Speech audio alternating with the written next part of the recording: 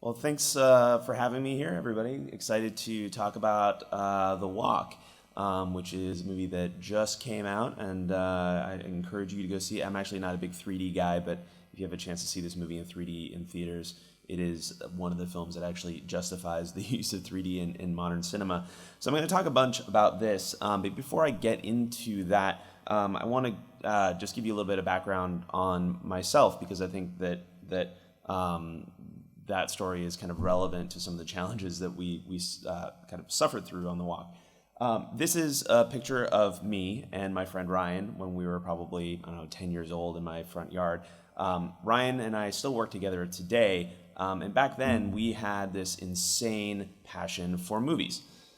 So, these are some of the movies that really inspired us. I mean, talk about, like Back to the Future, one of the movies that actually showed both a dystopian future and a non-dystopian future. So he took the hard way, he did both. But these kinds of films, the thing that they had in common was that they were all driven by effects. And we saw Jurassic Park and we said, wow, okay, we need to learn how to make awesome computer-generated dinosaurs. So we actually ended up through the help of a teacher at our high school, getting access to 3D Studio Release 2 for DOS, and a bunch of computer equipment that he let us take home at, summer vacations. We let us stay late. I don't know how many times I made him late for dinner for his wife, just because he would stay and let us do our work. And that got us a job at Microsoft while we were still in high school, which got us filmed for a documentary that was funded by Edutopia, George Lucas's educational foundation. And Robin Williams was actually the narrator on this documentary. And so, we had a great time being kind of filmed for this documentary. And a couple months before it was scheduled to come out, I get this call from the Rick McCallum, the producer of the new Star Wars prequels. This was back in probably 95, 96. And he said, hey, you want to come down to this place, Skywalker Ranch, just hang out for a weekend? And, of course, our jaws just dropped on the table. We were just blown away. So we actually got to go and spend 2 days at Skywalker Ranch. We were, I think, 17 years old at the time, and got an e-ticket tour of ILM. Some of the most senior guys there that I'd only seen in like making of documentaries. They were giving us, two 17-year-olds a tour around the ranch. So we left that whole experience, and they were smart. They didn't offer us a job at that point. We still had a year of high school left to do, but we left this experience going like, oh my God, we have no choice but to actually do this as a living. So we took our senior year in high school and made a video that was loosely based on the pod race that's in the desert in Star Wars Episode 1, because we'd seen some previs of that at the time. It was still like way top secret at that point. And we created our own little video that it was for a school assembly, actually. It was like a hovercraft race through the forest behind our school between each class of the school had its own hovercraft, right? So we're kind of trying to engage the students, entertain them, but also prove to Lucasfilm that we were worthy of jobs. So I got a little 30-second embarrassing VHS rip of this thing that we did in 1997 with 3D Studio Max Release 1. So I'll just roll that.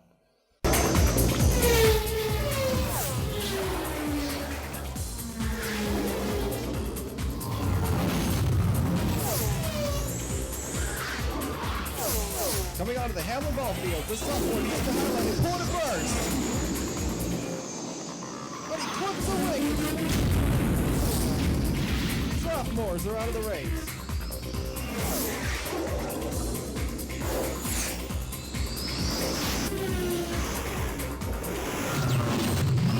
Now the freshmen have been taken out. So this is a little preview there.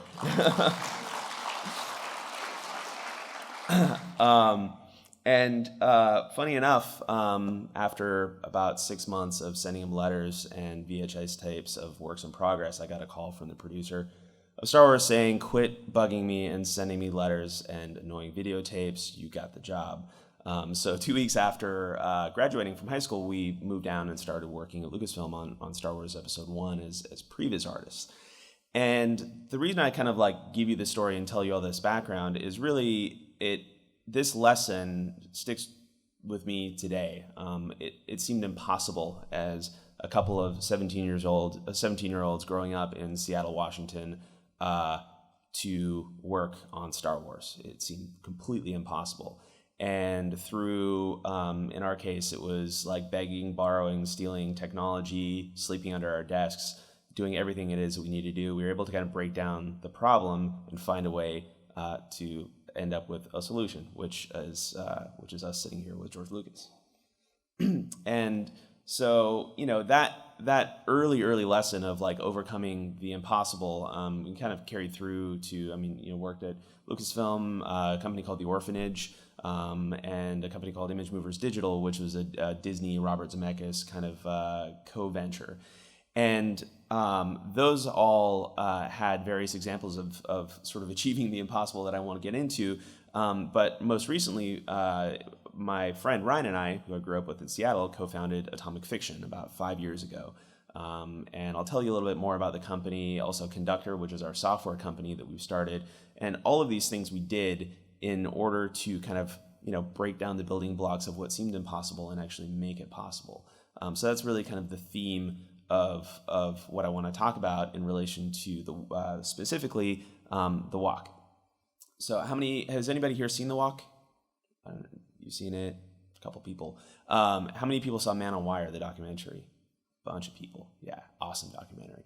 So this movie is about this crazy French wire walker who in 1974 illegally strung a tightrope between the Twin Towers of the World Trade Center, which were just being finished at that point, and he walked on it. He was out there. He actually did 8 crossings between the Twin Towers, no safety gear, 1,400 feet off the ground. The dude is nuts, right? So this movie, and he's still alive today, actually. So this movie is really sort of a narrative story about his life. It's a great film. I really love it. So the challenges that we had in making The Walk, I think, are kind of important to understand in why actually not only did Philippe's walk seem impossible to him, and this movie is actually all about achieving the impossible, but making the movie was almost impossible. We had $35 million to make this movie. Just to give a sense of how little money that is, that's actually less than the visual effects budgets alone on most films. So we had probably a tenth the amount of money, maybe a fifth the amount of money to make the visuals on this project work as we needed to, because the scale of his world needed to be huge. The towers are all about being huge. What he does, this act of art that he's doing is huge. And so huge is traditionally expensive. And we also had to recreate a totally historically accurate version of 1974 New York.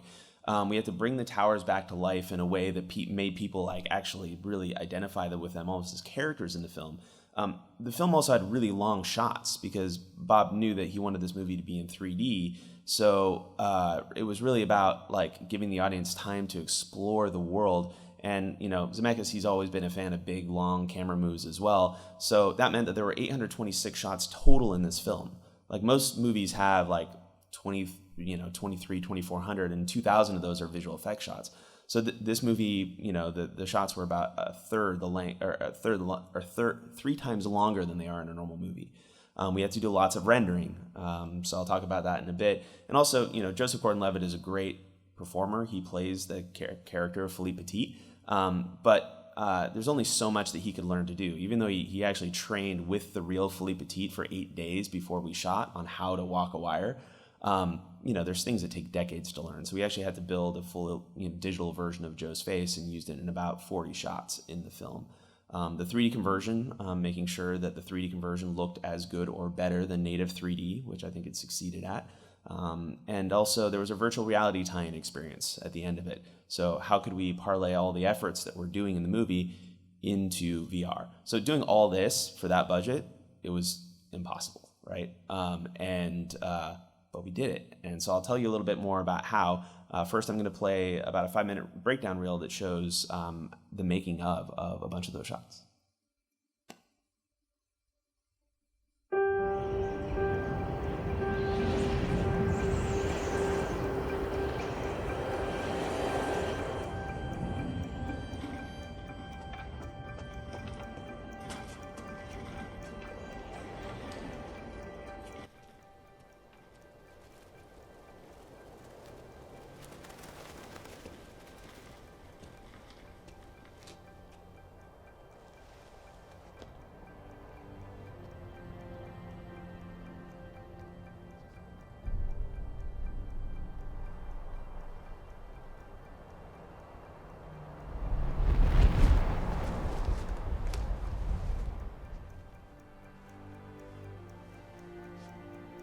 It's impossible.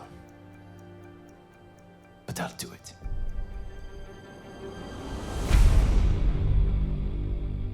Why? That is the question people ask me most. Why do you walk on the wire? Why do you risk death? But I don't think of it this way. I never even say this word. Death. La mort. Instead, I use the opposite word. Life. For me, to walk on the wire, this is life. This was the beginning of my dream.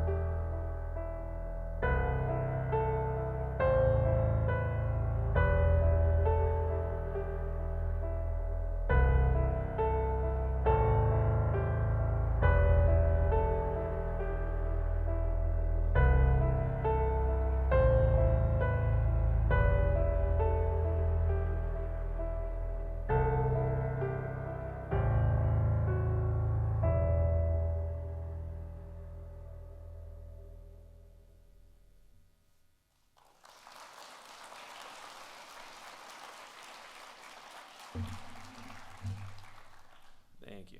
So obviously a lot of work to be done on the film. So I want to take you through some of the production challenges of the movie to talk about why some of these things ended up being nearly impossible and how we actually achieved them. I'll start with the Notre Dame rooftop. Notre Dame is a fairly iconic fixture and has been for quite a while now. One of Philippe's first walks, first public walks, and a legal one, was up there.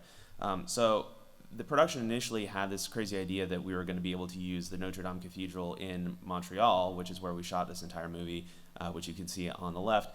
But as soon as we started doing comparisons, we realized that there was no way that we were going to be able to sell that as the Paris Notre Dame. So we created this elaborate plan that we were going to build this crazy erector set of set construction. The three components that you see on the top were going to be enough to actually create any kind of combo that we would need in order for the actors to do their acting and create both sides of the tower. Well, due to budgetary restraints on the production side, what we ended up building was that. so it was a good 10-foot piece of railing, and then and extend beyond that. But the good thing is, because we did build and we worked with Bob Zemeckis to really make sure that that this 10-feet piece of railing could actually service the story, and then we ended up getting unprecedented access at the top of Notre Dame to actually go up there and survey and photograph, because we pitched them the story and they loved it so much. They're like, yeah, okay, well, we normally don't let people onto the tops of one of the towers, but we're going to let you do it. So we actually ended up getting up there, and so this is just one of the final shots that we did with that 10-foot long piece of railing. Definitely wouldn't have been possible without actually being nice and really sweet talking the people at Notre Dame to let us get the access that we needed to do this. So sometimes it's technology that helps, and sometimes it's a smile. The rooftops are another example, and there's a whole bunch of them in this film, but I'm just going to focus on the rooftops because I want to have time to get to the VR project as well. The rooftops of these buildings were about 200 feet by 200 feet each, right? So they're massive. They're really, really big buildings, not just tall, but also in breadth. And we have a lot of great reference photography. That's actually Philippe doing the real walk on the bottom left there. That's him really in between the towers. And he actually has a bunch of sketches that he formed from the days where he was doing this sort of spy work, when he was trying to figure out how he was going to illegally get this, insanely heavy steel cable and all the supporting equipment he needed up to the top of the tower. So we had that to go off as a reference for what to build on set. We also had blueprints from the actual building themselves. We had a stage. This is a stage in Montreal that we built this on. But even though the stage is massive, the tops of buildings are just way too massive. And we didn't have the budget to build them even if we had the space. So what you see on the right there is a little foam core mock-up of the stage with about a 40-foot, what ended up being about a 40-foot by 60-foot corner of one of the towers. And where Bob Zemeckis is pointing his finger there is actually where the wire is going to end up. So we had to leave enough room for the wire. So we had to build, we basically got to build this, right? This is one of the set plans. Again, 40 foot by 60 feet, about 12 feet off the ground, which ended up looking like this. Lots and lots and lots of green. So tons of work to do in order to fill this in.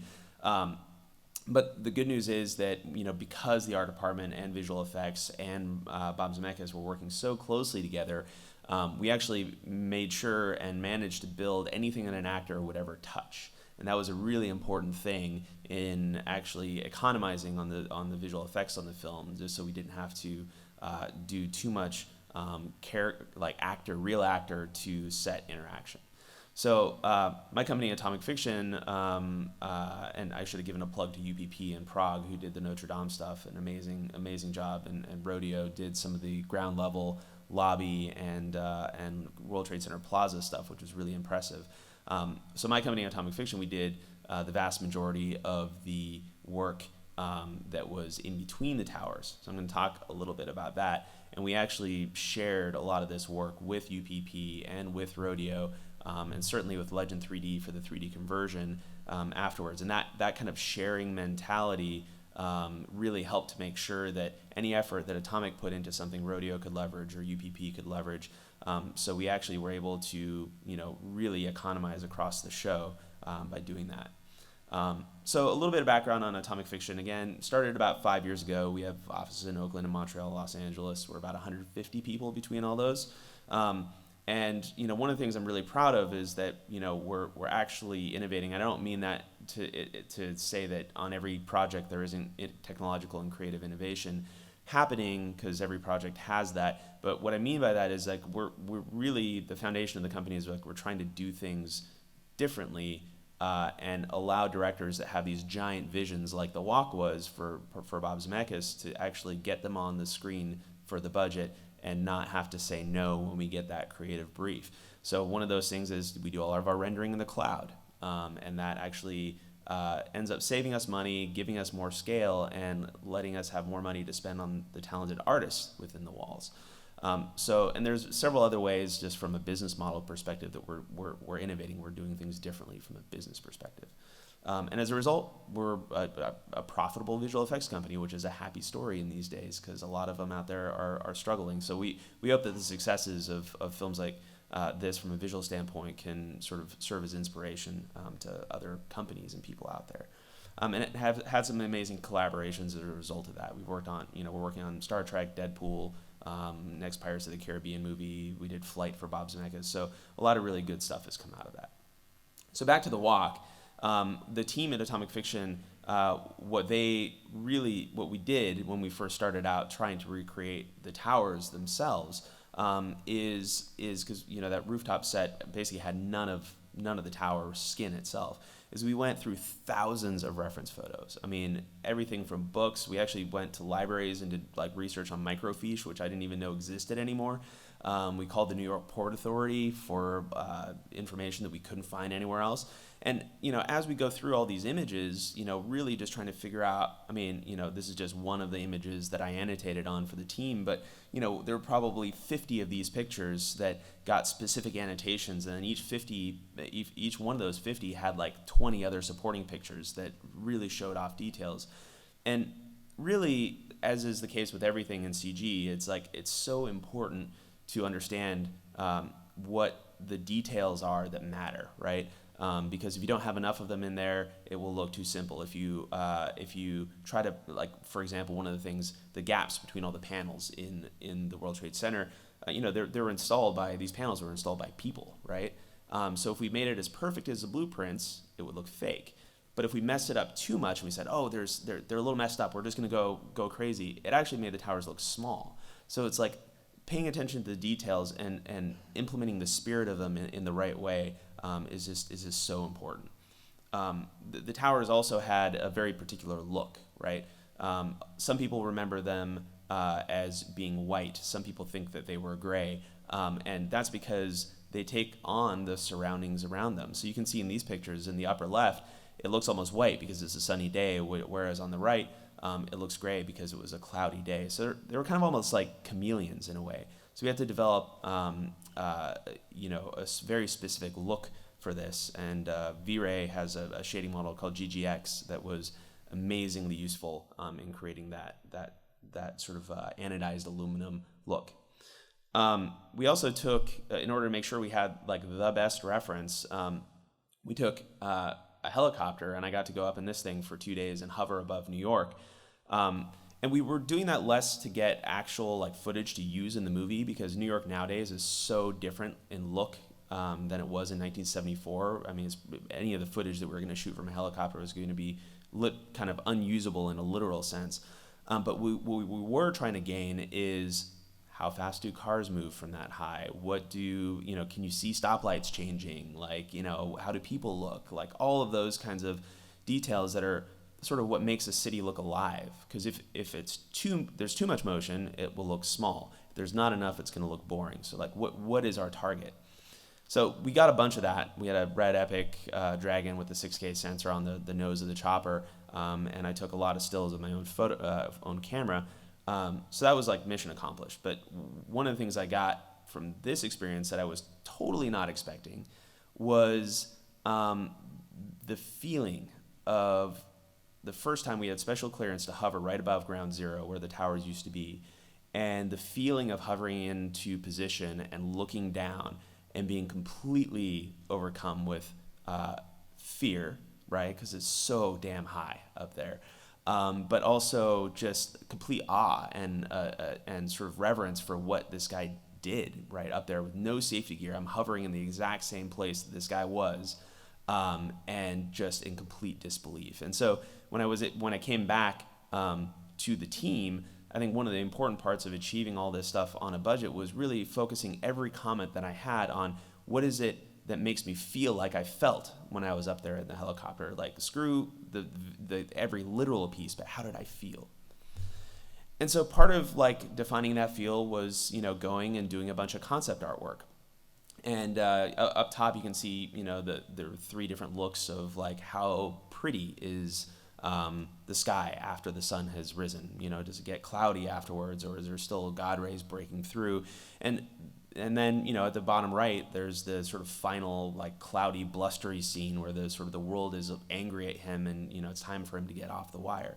So really, we did a bunch of artwork, mostly in Photoshop, using a variety of sources to define what is the look. Because if we try to do each one of these lighting scenarios just using just full-on CG renders and matte painting and then presenting it to Zemeckis, we were just going to burn so much time. So it was kind of using the 2D approach and really getting a buy-off on that before we actually went and did the really expensive 3D stuff.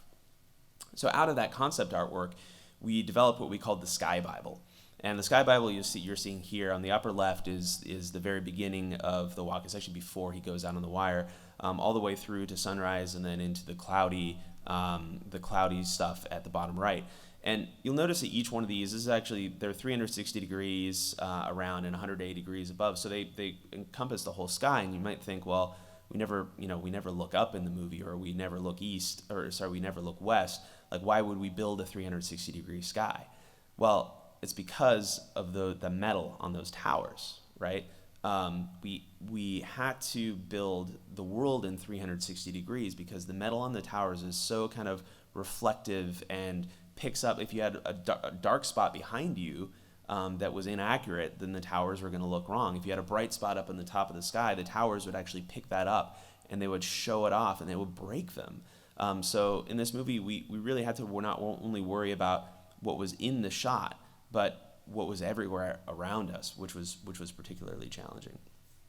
So these are the tools for those of you that are interested we actually use to do the show. Nuke, for all our compositing, we actually did birds and crowd sims on the ground and smokestacks coming off the buildings with Nuke 3D. And Moto and Maya were instrumental in modeling pretty much everything, and we did all the facial replacement in Maya using V-Ray, and all the city renders were done in Katana using V-Ray for Katana. So building the world around the towers, I talked about how it was really important for us to have a 360-degree environment.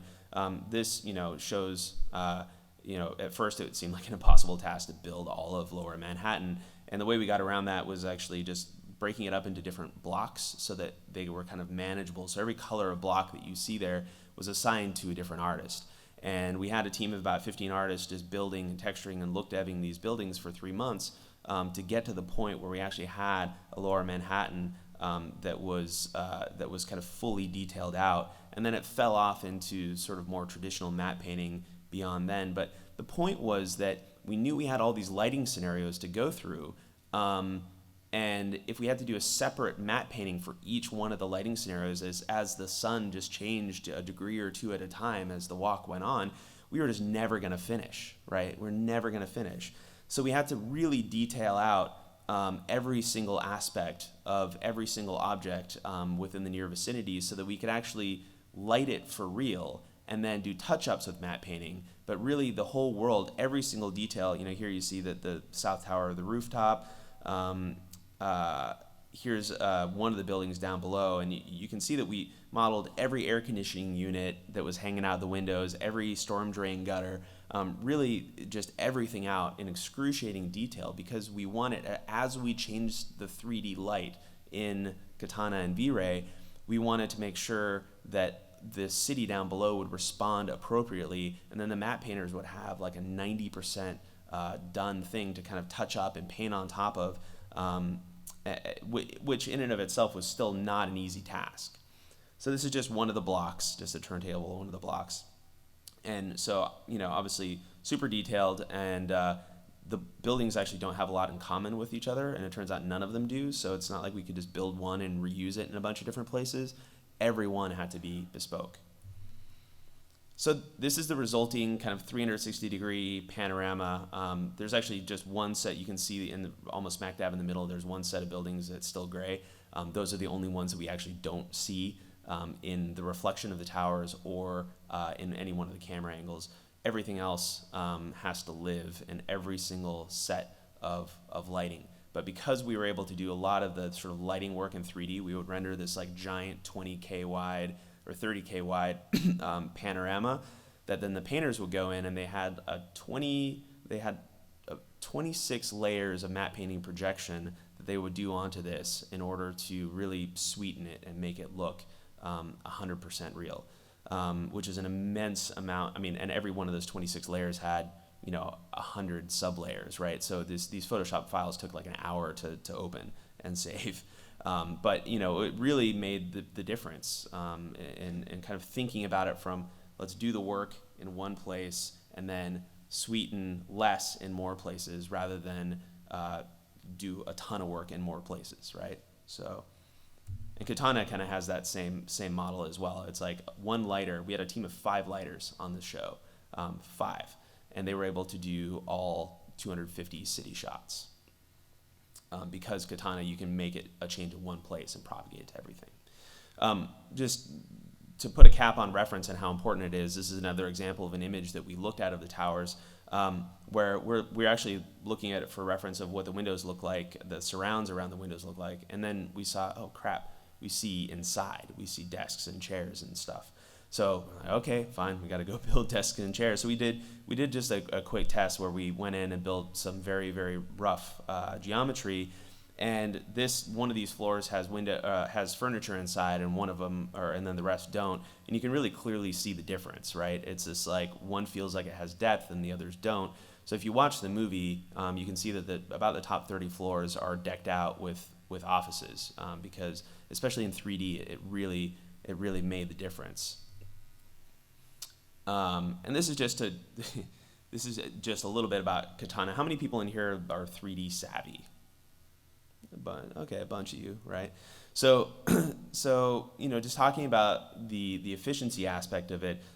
This is just one of the blocks, a representation of the geometry in one of the blocks down below, one of those colored blocks in Katana. And you can get down to this crazy level where I could turn off, like one of those nodes is probably a set of AC units or something like that. But the great thing about Katana is that you don't have to do that. In fact, most of the artists spent time looking at an interface that's like this, where each one of those colored nodes that's up there is actually just a different lighting scenario.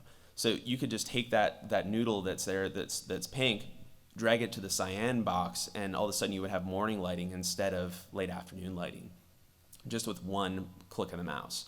And our lead lighter could do that, could make changes inside of the cyan box on his machine, hit publish, and it would get propagated to every single one of the people that had connected to that cyan box.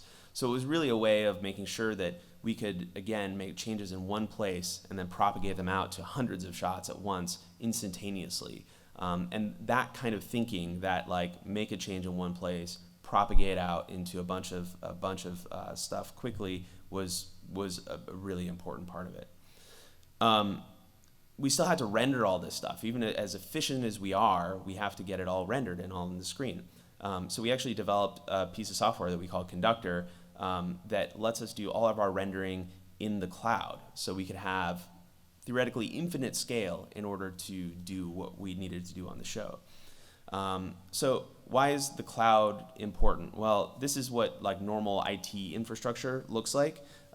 It basically is a bunch of artists sitting there working off a centralized file server, and then you have traditionally a huge data center. I think Weta's render wall is famous for this, where it's like a giant data center with thousands and thousands of processors in it. And they're expensive, and they're power hungry, and they take people and space and all that kind of stuff. And for a lot of companies, that ends up being dead weight, because as much as you have, it's never enough for crunch time. And then when you're in between projects, if you're not always busy, it ends up just sitting there and costing money but not being productive. So the cloud has kind of like always been, or for the last 3 or 4 years, has sort of been the thing that's just like, hey, the cloud solves that problem. It lets you scale your infrastructure with how busy you are. Well, the problem with cloud is that it's like, cloud means like this cloud of words up here, which is kind of Greek to a lot of people, especially within the visual effects industry. And I mean, if you work at Airbnb or Yelp or something like that, you would know what most of these words meant. But a lot of people in the visual effects business aren't familiar with Docker or what containers are, or any of those kinds of things. So we hired actually people that work in the web industry to make Conductor, which Conductor is basically, it's a piece of software that if you're working in Maya or Katana, you hit submit my render, and it manages the entire process of uploading what's needed to the cloud, making sure it's all there, creating any number, creating thousands of instances, thousands of virtual computers to do your bidding, and then downloading the result back to the artist. So it manages that whole process for the artist and gives them an interface to it, a queuing interface to it.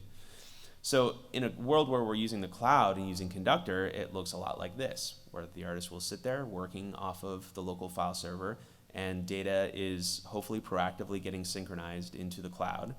And then when they need it, 1,000 render nodes can spin up, do their tasks, and then go down. And then when it's on a Sunday, you're away for a Christmas vacation or whatever, the infrastructure of the company looks like this. So there's a massive amount of savings in not having to carry infrastructure in between the times when it's not being used. And so you look at, this is the actual graph of render hours. These are instance render hours on the walk. And I think number 1 is September. This is a monthly graph, right? So in September, we kind of ramped up for a teaser trailer. That giant dip that you see in month 5, that's December. That's when people went on holidays. So we weren't using it, so we didn't need to pay for it. And then at the very end, we actually did, I think it ended up being 2.8 million core hours worth of rendering in the final month alone of the walk, which is like 384 years if you were to do it on a single processor, right? So this not only shows how important it was to be able to scale huge at the end of the show to hit our deadlines, but also how much savings there are in the valleys, right? When we're not paying for infrastructure that we would have otherwise needed to accommodate that peak. So these are some great stats. The 2 most important ones to me are that we used 9.1 million core hours of rendering in the cloud.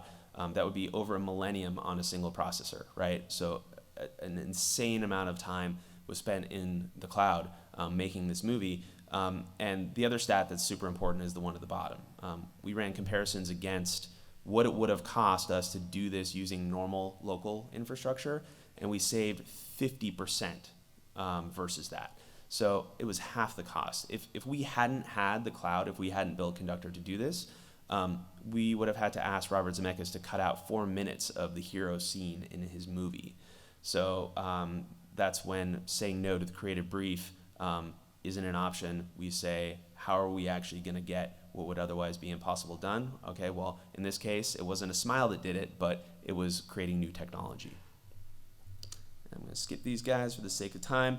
This slide I'm not going to skip because I'm super proud of it. I got a call from Robert Zemeckis the day that he finally screened his whole movie put together with final sound, color, and everything. And he said, I think this is the most spectacular effects movie I have ever done. And really that's thanks to the teams that put their heads together, whether it's creating software, whether it's convincing Notre Dame to let them take photographs. And Rodeo had some really innovative things that they did as well. But everybody really came to the table with innovative solutions to problems that seemed impossible, and they weren't. The movie exists, and this guy who did Back to the Future and Roger Rabbit and some of my most favorite movies, the reason why I'm in the industry, if being innovative like that can make this guy that happy, then I'm so stoked. And finally, I just want to talk a little bit about a very interesting part of what we had to do on the walk, which was this VR experience. Sony's marketing department came to me a couple months before the movie was going to come out and said, hey, we want to do this VR tie-in. Can you send all your assets to this company called Create in Culver City? They're going to do it. And I was like, okay, yeah, we can totally do it. But man, I would love to help to make a VR experience. It sounds like a cool challenge. And so we ended up working together really closely with Create to do this experience, which the goal of it was to put the viewer up on the corner of the World Trade Center tower and be able to stand on the wire, which is terrifying, by the way. Oh, and so this is it's a quick minute-long kind of reel that shows how crazy this experience is. So enjoy this.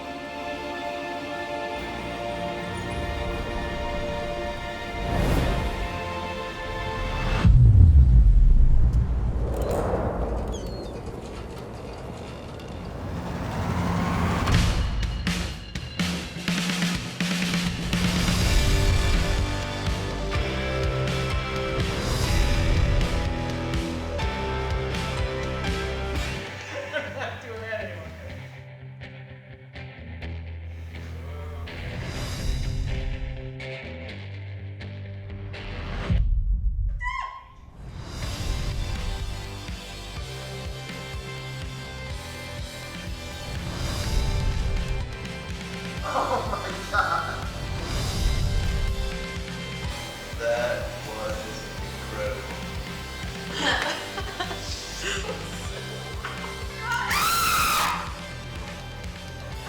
Oh my god.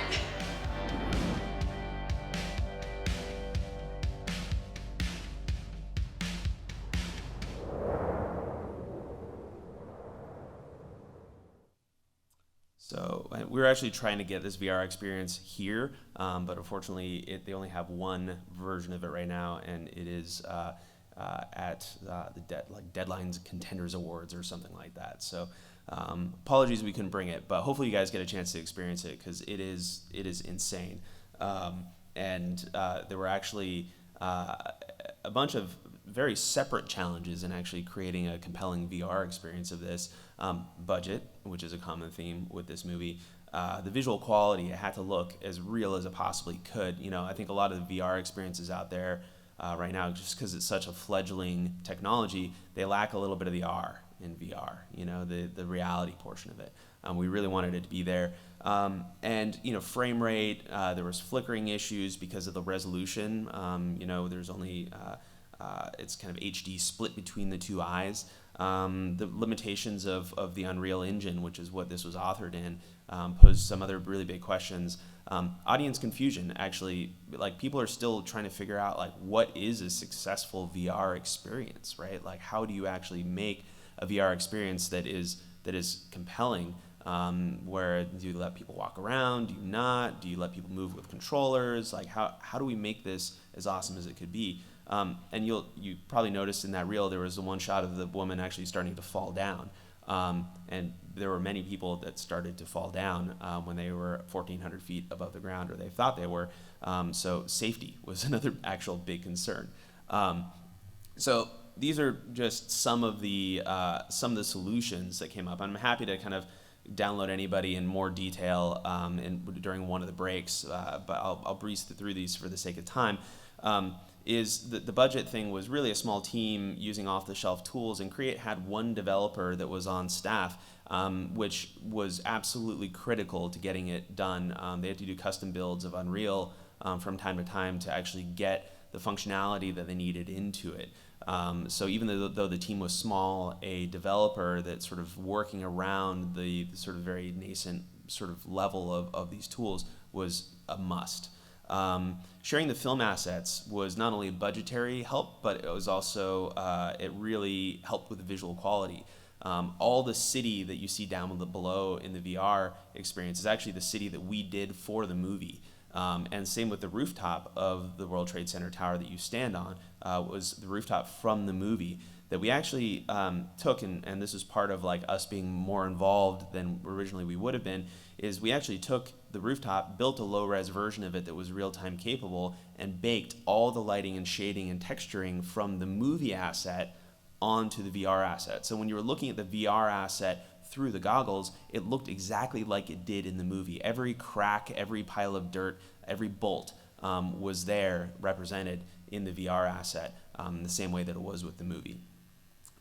Texture resolution. One of the hard things about VR is you can go anywhere, right? You can get down on your knees and like look at the little pebble that's on the ground. So that was really, really hard. And so we had to bake out very high-res textures in order to make that work.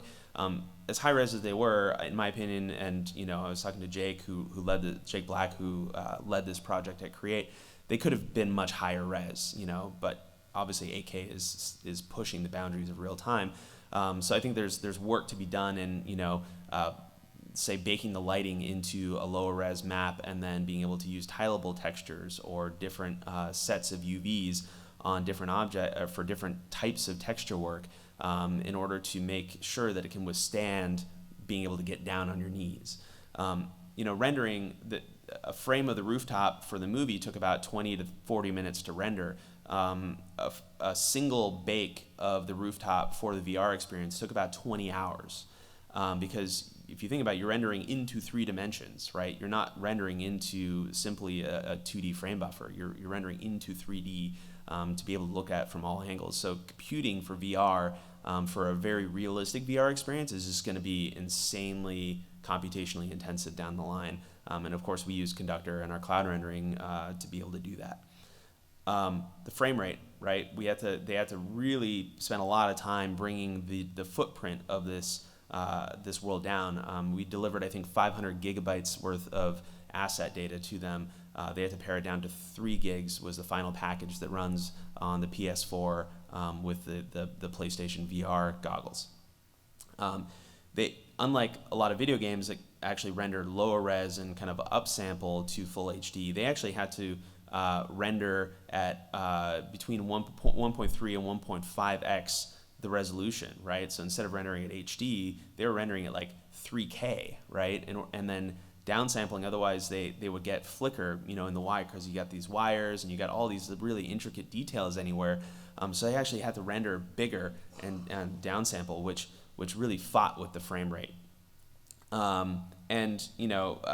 think that the audience confusion thing was something that they solved by setting boundaries, right? So instead of, the original idea was you could start downstairs in the floor down below and walk up the stairs, and then you would see Philippe, and then you would follow him out on the wire, and you would do a bunch of stuff. And it just became too confusing to allow the audience to really focus on the important thing, which was the feeling of being up there above the towers. So they actually took all that stuff away. They give the audience members a narrower box to work within, and the experience actually all of a sudden became more effective, right? More is not better when it comes to VR. You can't just kind of take the general sort of like 2D game approach. It really is a matter of figuring out what is the story that you're trying to tell, what is the emotion that you're trying to evoke. And that's how this VR experience, in the same way that the movie does, it really is able to put people there and evoke an emotional, very visceral emotional reaction. And then for safety, you just got to have handlers, right? There's a lot of people out there that really think that until omnidirectional treadmills come into play and various other things, that VR experiences actually should just be stationary. You shouldn't be able to move around in the world because it is confusing, B, makes people sick, and there's a bunch of research going into how to avoid that. But safety is a big thing. They can't ship this experience to PlayStation users at home and expect to not get sued because people would literally come crashing into their televisions. So yeah, you can't have a handler there. So I think it's really interesting looking at all of these challenges with VR, seeing how some of them were able to be solved by tying it into the movie experience. Some of them were just working smart, and then other ones are completely open-ended. We just don't really know where this technology is going, which is exciting. It seems like it's an impossible mountain to tackle, but as I think I've repeated about a bazillion times over the course of the last 50 minutes, that nothing's really impossible if you kind of break it down into its components and really look for, whether it's emotional or technological or just workflow solutions to how to get it done. So shameless plug for my company, Atomic Fiction. We're always hiring, especially in Montreal, but we're really, really just excited to be able to share how it is that we do things differently with all you guys. And Conductor, we're actually releasing it as a product later this year or early next. So that's something we're pretty stoked, is to be able to allow anybody to experience the benefits of cloud rendering in the way that we have on the walk. So that's it.